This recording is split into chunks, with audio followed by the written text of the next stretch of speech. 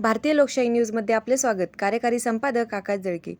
जिक्रा अनाबिया कुरेशी दोन्ही मुलींचा पहिला रोजा.